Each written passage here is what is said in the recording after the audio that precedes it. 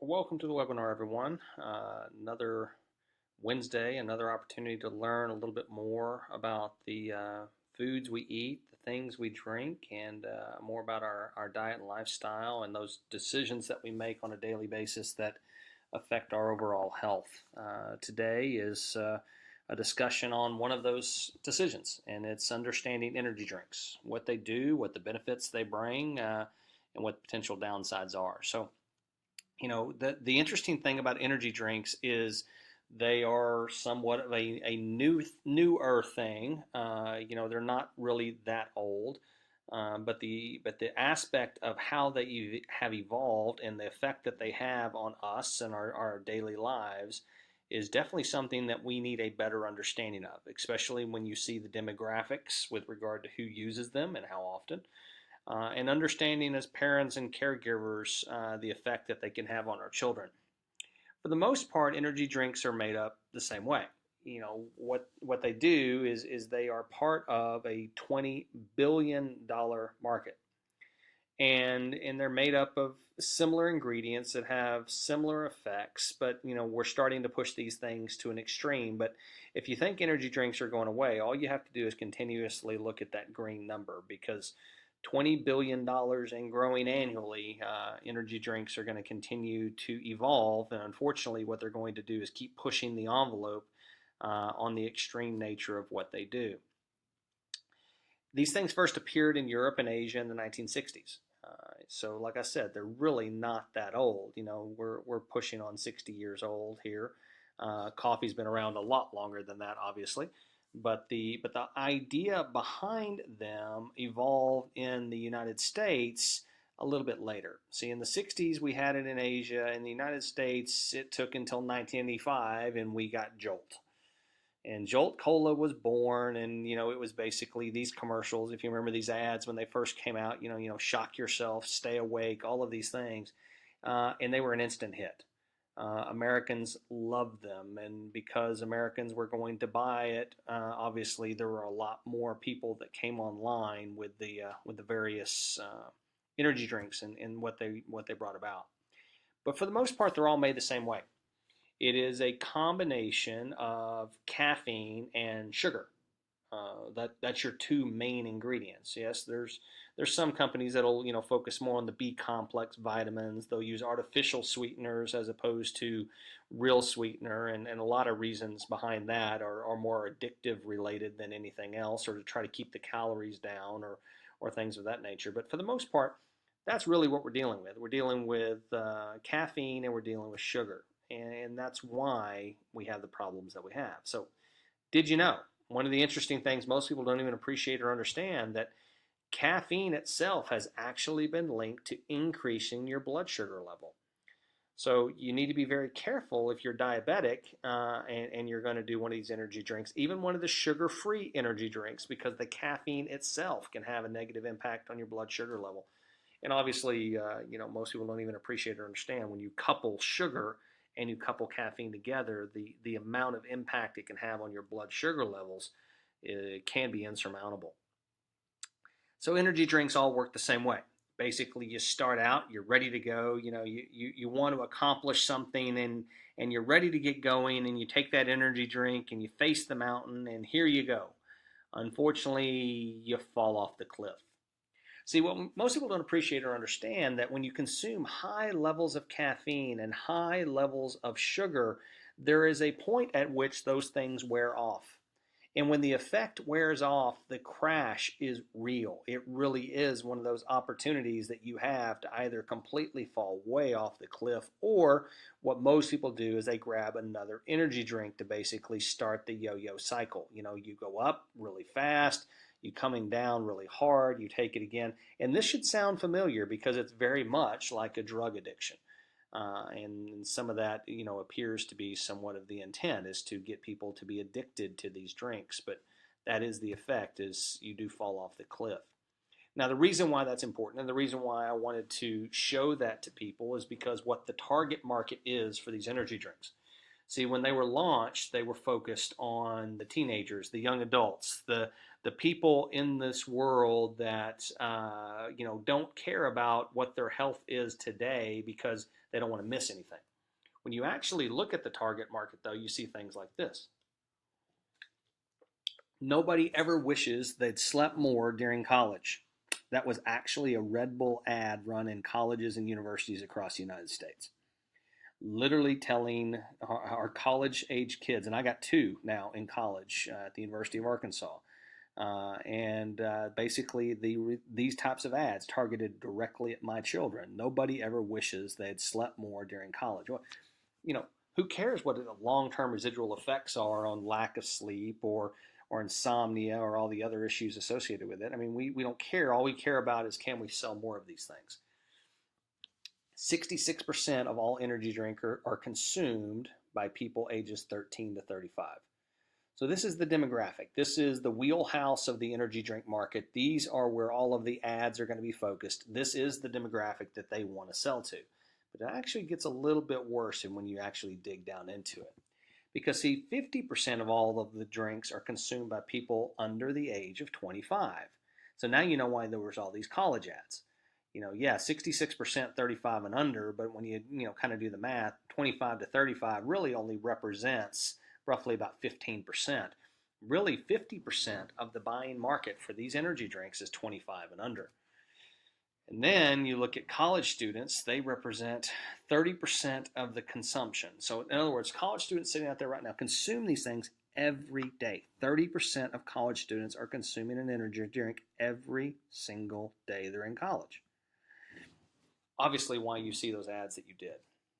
But then when you look at our teenagers, teens 12 to 17 use energy drinks daily 33% of the time. So 1 in 3 teenagers, 1 in 3 high school and middle school students in this country are drinking an energy drink every single day. So this is part of the contribution to the sugar epidemic that we have in this country, especially the number of servings that our kids are consuming on a daily basis. But this is the target market.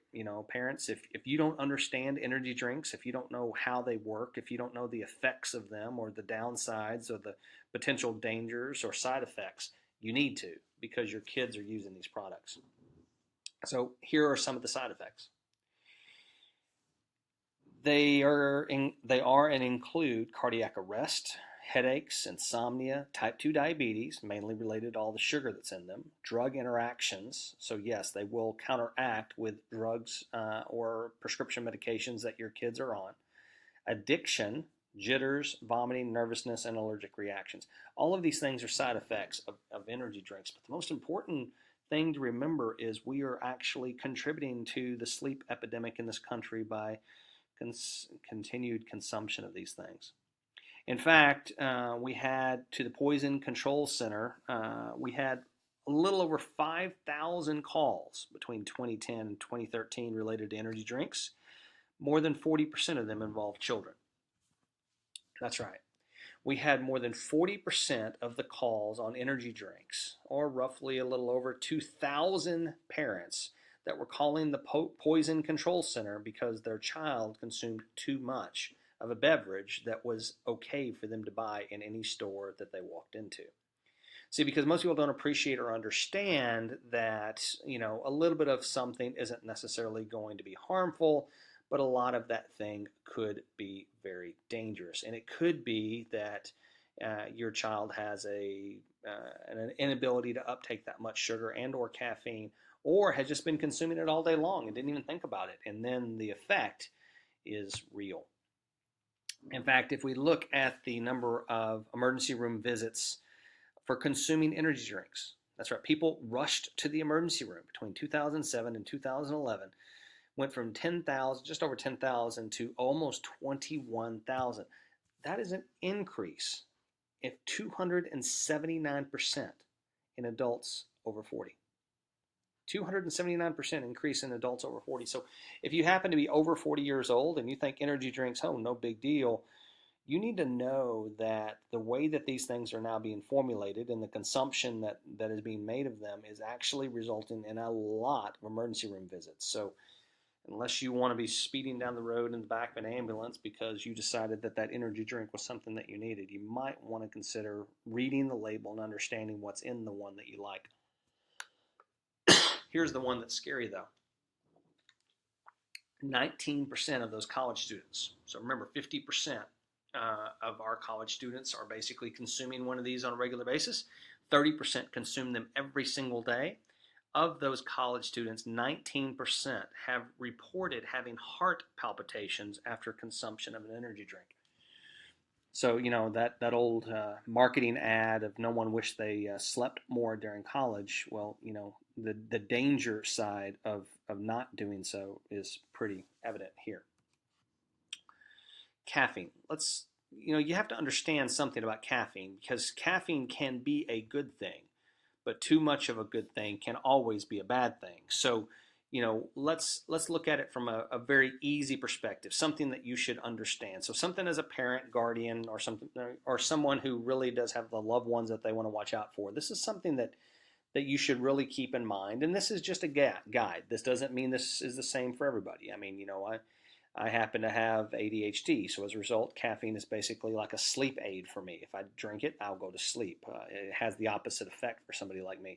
Others have an extreme sensitivity to caffeine, which means if they drink just as little as 100 milligrams, they could be affected for the rest of the day. But generally speaking, 100 milligrams of caffeine on a daily basis is considered low. 300 is moderate. That's basically one medium Starbucks coffee for the most part. Once you get to 500 milligrams in a day, you've started to get to that high range. Now all of a sudden it's affecting you, and you could be dealing with a crash effect. If you get above 600, you're in the extreme area. You're in the danger zone. You need to make sure that you understand from a caffeine milligram perspective what your kids are consuming, how much they're consuming, and where it's coming from. And I'm talking about all sources of caffeine here, not just energy drinks. I'm talking about sodas and teas and everything else as well. This is something that you need to keep as a guide. Insomnia. This is a real issue. We have studies that show that over 80% of our teenagers in this country get 2 hours less sleep per night. This is 80% of our teenagers get 2 hours less sleep per night than they need for proper development. Remember, teenagers, they still have a developing brain and developing bodies, and they're developing their metabolism for the better part of the rest of their life. And insomnia, or lack of sleep, can contribute to all kinds of health issues, as well as weight issues and mood issues. I mean, who's never met a moody teenager before? I mean, come on. The issue is insomnia is a real thing, and these caffeine drinks, caffeine and sugar-laden drinks, are just that. I mean, there is 40% of the population right now, and I want to make sure everyone hears me on this one. There is 40% of the population genetically that are what we can call a slow metabolizer of caffeine. What that means is if you have caffeine in any amount after 1 or 2 o'clock in the afternoon, you will not be going to bed until 11 or 12 o'clock at night, because your brain and your body just cannot shut down. A lot of these kids are having energy drinks at 7, 8, 9 o'clock in the evening and then can't sleep. And then the next day they're expected to perform or to take a test or whatever. So guess what happens? When they start falling asleep because they start getting tired, they have another energy drink to basically give them the energy to push through.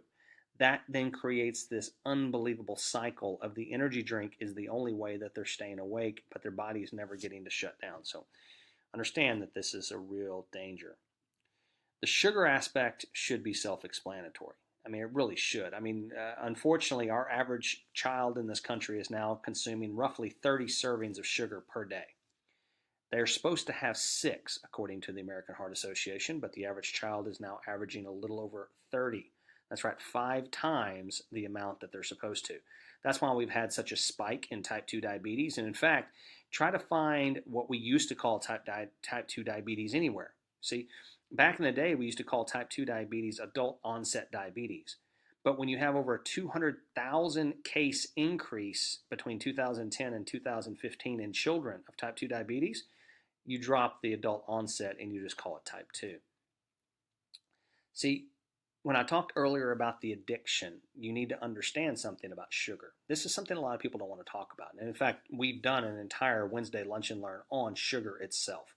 and how it is the epidemic that is causing our eating disorders and everything else that we have, as well as our weight issue and why 74% of our population is overweight. But when you look at an MRI scan of somebody who has consumed cocaine and somebody that has consumed sugar, you notice that it basically lights up the same areas of the brain. You have that same response, that same addictive quality. We have an addiction to sugar. All of us, every single American, because it's in everything that we consume, but especially in energy drinks. In fact, when you actually look at it right here, you can kind of see where and how many servings are in each one of these energy drinks, and these are some of the most popular ones. And some of these, it's actually deceiving because not only do they use sugar, but then to heighten the sweetness, they also use artificial sweeteners as well. Now, why would anyone use real sugar and an artificial sweetener in the same beverage? Well, simple. The more sweet or the higher the sweetness, the more addictive quality it has. So if they only want so much sugar, but yet they need the sweetness up, they'll use other sugars and other sweeteners and other artificial sweeteners to basically get the addictive quality up.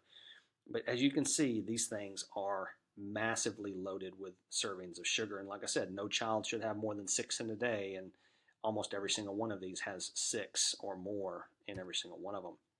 IDLife, we've created 2 energy drinks that have no sugar.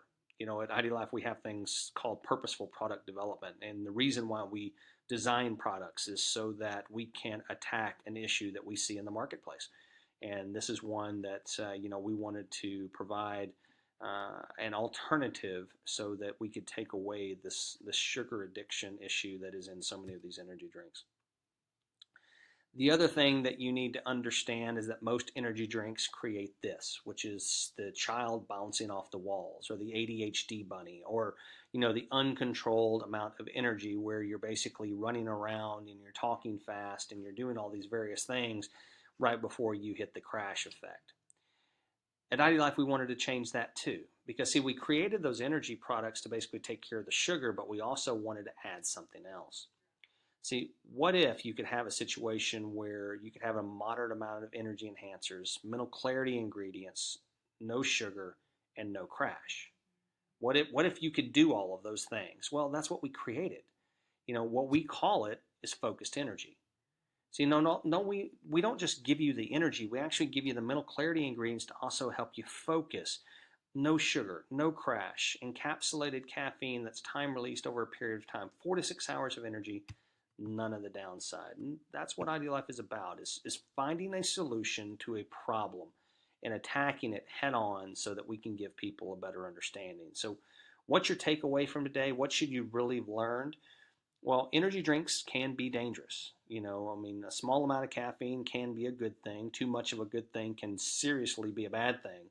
And then if you take something as innocuous as caffeine, and then you add to it mountains of sugar and other things, the long-term residual effect that it can have on your health can almost be insurmountable. It can affect your sleep, it can affect your weight, it can affect your food addictions. You need to understand what you're consuming.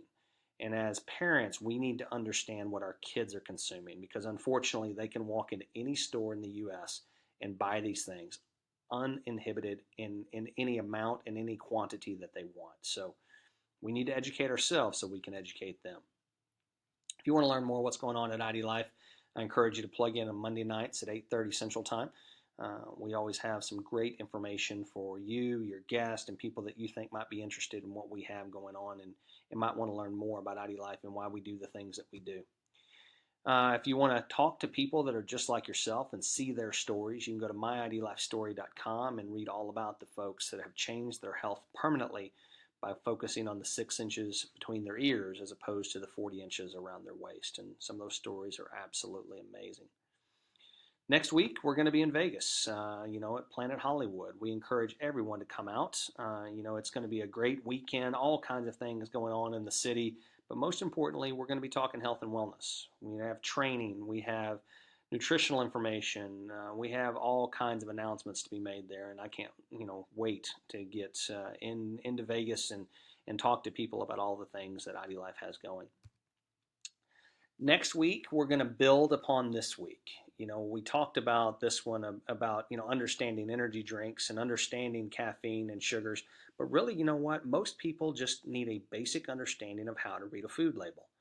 And that's not talking bad about anybody. I mean, we have a school system in the United States where we teach, an empirical system, but yet every label is in the metric system. If you are one of those people that thinks you know how to read a food label, great. You might want to watch, you might still learn something. If you have if you have some trouble understanding what's on the food label, most importantly, understanding what's maybe hidden under those other ingredients. And if you know what I'm talking about, great. If you don't, tune in next Wednesday and let's learn a little bit together. It's going to be very informative and it's going to give you the information that you need so that you can be an informed shopper for yourself, for the people that you care about, and people that you love. So until next week, I'm Mark Bennett, and on behalf of ID Life, I look forward to talking to you again.